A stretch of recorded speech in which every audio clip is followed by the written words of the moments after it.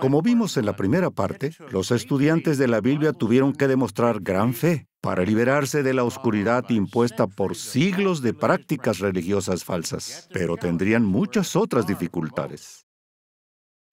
Jesús mandó a sus seguidores que hicieran discípulos de gente de todas las naciones.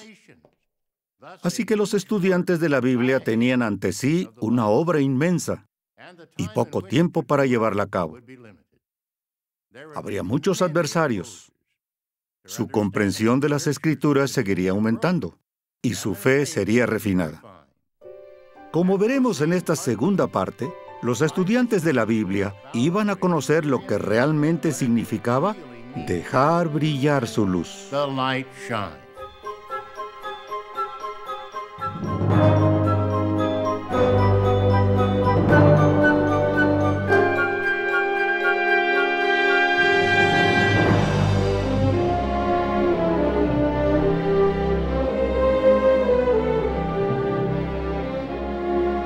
Para el año 1922, los estudiantes de la Biblia habían logrado extraordinarios progresos. Aquel pequeño grupo había hecho pública su determinación de anunciar al Rey y su reino en todos los confines de la tierra. Y para difundir estas buenas nuevas, adoptaron el principal método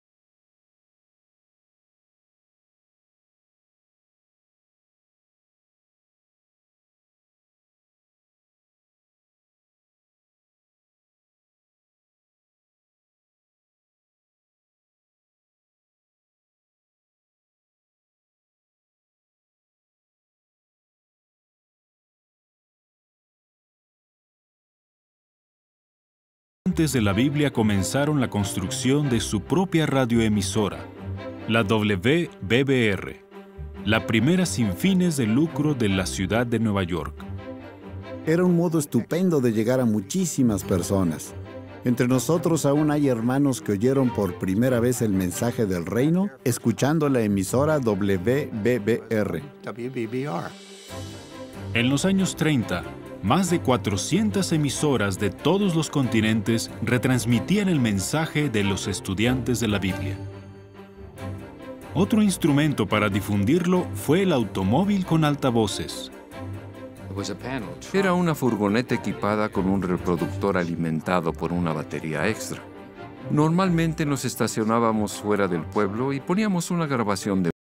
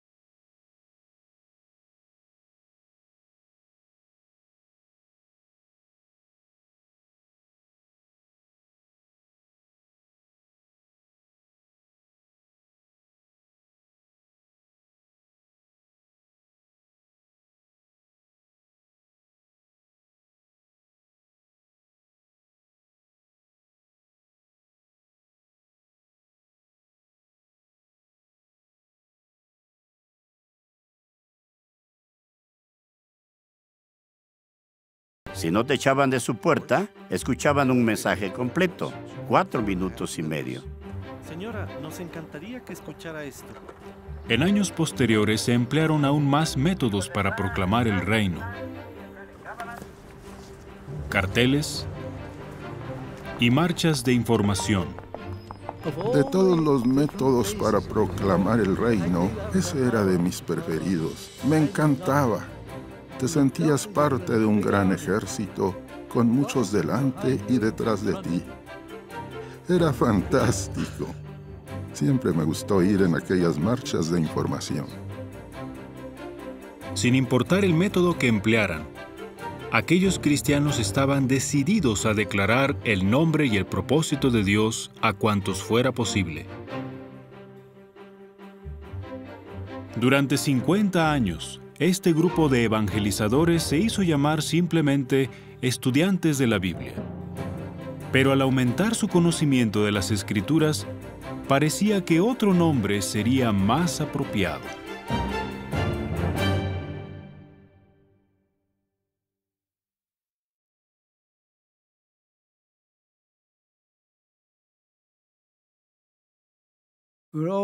Nos llamábamos simplemente estudiantes de la Biblia, y de algún modo el hermano Russell alentaba eso. No deseaba que se nos conociera por ningún nombre distintivo, sino solo como estudiantes de la Biblia, y yo respetaba esa opinión. Pero el problema fue que la gente empezó a llamarnos russellistas y rutherfordistas, y para colmo, el mismo término cristianos resultaba confuso. Mucha gente decía que era cristiana, pero no tenía idea de lo que eso significa. La cuestión de su identidad se trataría en una asamblea de 7 días en Columbus, Ohio, en 1931. En la portada del programa se veían las intrigantes letras JW. Al comentar Isaías 43:10, el hermano Rutherford presentó una resolución. Amamos mucho al hermano Charles Russell y con gusto reconocemos que el Señor lo usó y bendijo mucho su labor, pero no podemos consentir que se nos llame russellistas. La Watchtower Bible and Tract Society y la Asociación Internacional de Estudiantes de la Biblia solo son nombres de corporaciones. Nosotros somos siervos de Jehová Dios, comisionados a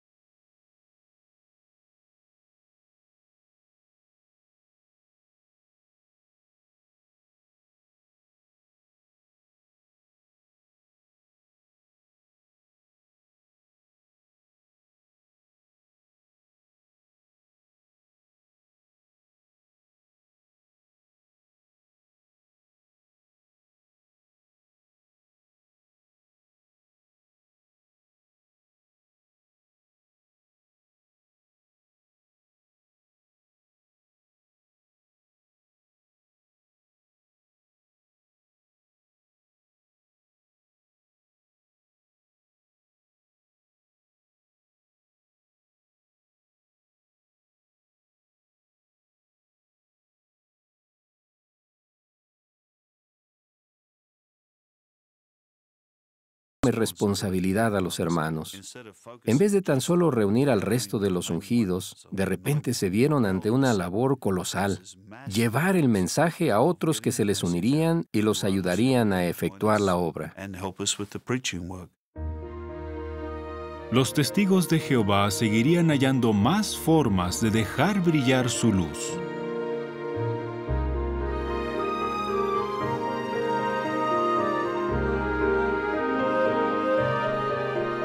Pero un aspecto de su mensaje no siempre fue bien acogido.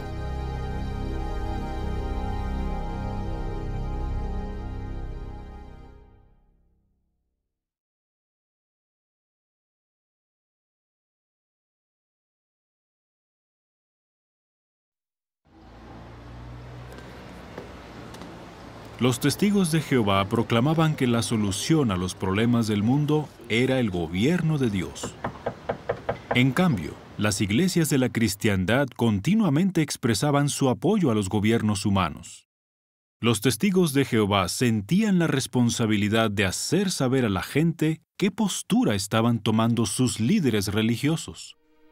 En 1938, más de 10,000 personas llenaron el Royal Albert Hall de Londres para escuchar un importante discurso de Joseph Rutherford, y millones más oyeron su enérgico mensaje por radio. Con su habitual franqueza, Rutherford hizo esta invitación a sus oyentes: enfréntense a los hechos. El dictador del totalitario gobierno alemán ha hecho una alianza con el Papa. Los hechos indisputables son que la jerarquía católica romana está usando métodos políticos para tener el control del mundo. Rutherford se refirió al papel de la Iglesia Católica en la subida al poder de Adolf Hitler, sus alianzas con regímenes fascistas y sus presiones sobre muchas naciones para convertirse en la religión estatal.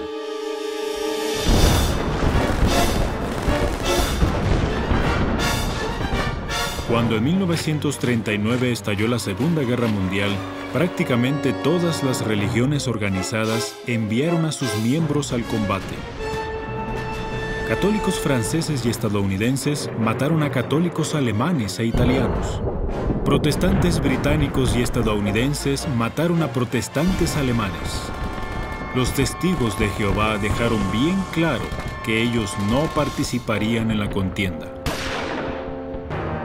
La revista The Watchtower del 1 de noviembre de 1939 preguntó: ¿cómo puede alguien que está dedicado a servir al reino de Dios apoyar un lado u otro de un conflicto entre facciones del mundo?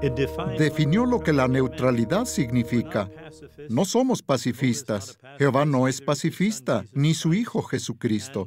Y en lo que respecta a apoyar alguna causa, estábamos completamente a favor del reino, de modo que no podíamos implicarnos en ninguna disputa de este mundo ni apoyar sus guerras. Debido a esta postura, sufrieron maltrato, tanto por parte de gobiernos dictatoriales como democráticos del mundo entero. Esto es algo fundamental para los siervos de Jehová. Ellos no son en absoluto parte del mundo. Deben ser estrictamente neutrales en cualquier conflicto entre las naciones. No hay otro pueblo que sea completamente neutral respecto al mundo, pero el pueblo de Jehová sí lo es. Quienes se declaraban cristianos y no eran neutrales, y que en algunos casos hasta se hacían eco de las enseñanzas de Hitler, fueron denunciados por los testigos de Jehová. En su revista Consolación, compararon discursos emitidos en Estados Unidos por el sacerdote radiofónico Charles Coughlin de la Iglesia Católica y los escritos por el ministro de propaganda de Hitler, Joseph Goebbels. Las expresiones eran prácticamente idénticas. Las simpatías de Coughlin por los nazis se denunciaron repetidas veces en las páginas de esa revista. Pero a este no le gustó nada esa publicidad. Sus partidarios irrumpieron en el auditorio Madison Square Garden de Nueva York y se pusieron a vociferar durante un discurso de Rutherford titulado Gobierno y Paz.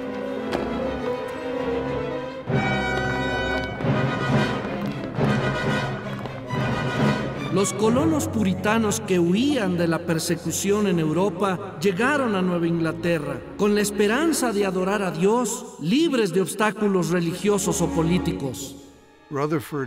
En medio del discurso, los partidarios de Coughlin se pusieron a gritar: ¡Hey Hitler! ¡Viva Franco! ¡Muera el maldito Rutherford! Y empezaron a arrojar cosas al estrado. El hermano Rutherford comprendió lo que pasaba y dijo: No, today the Nazis and Catholics would like to break up this meeting, but by God's grace cannot do it.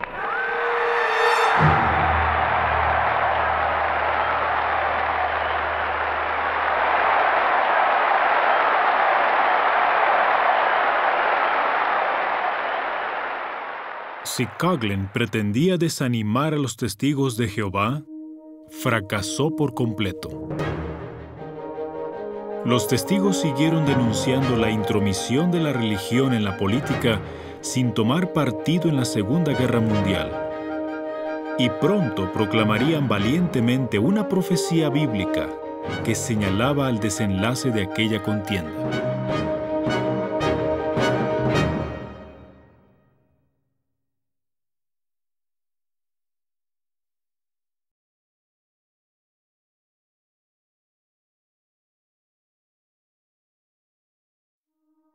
Era el año 1941.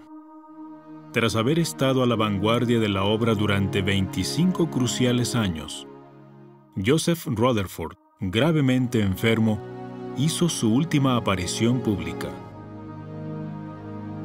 Murió el 8 de enero de 1942. En ese momento había 51 naciones que habían restringido la obra de los testigos de Jehová. La Segunda Guerra Mundial estaba en su apogeo. Algunos pensaron que aquellos sucesos conducirían al Armagedón. Pese a ello, en 1942, Nathan H. Knorr, designado para relevar al hermano Rutherford, habló en una asamblea de una profecía bíblica que indicaba que primero debían ocurrir importantes acontecimientos.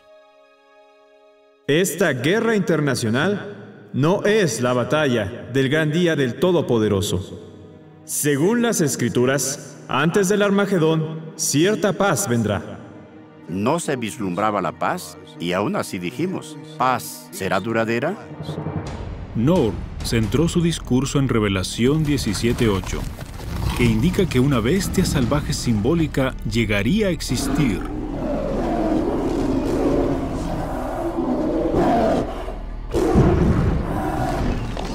Dejaría de existir y entonces volvería a la vida.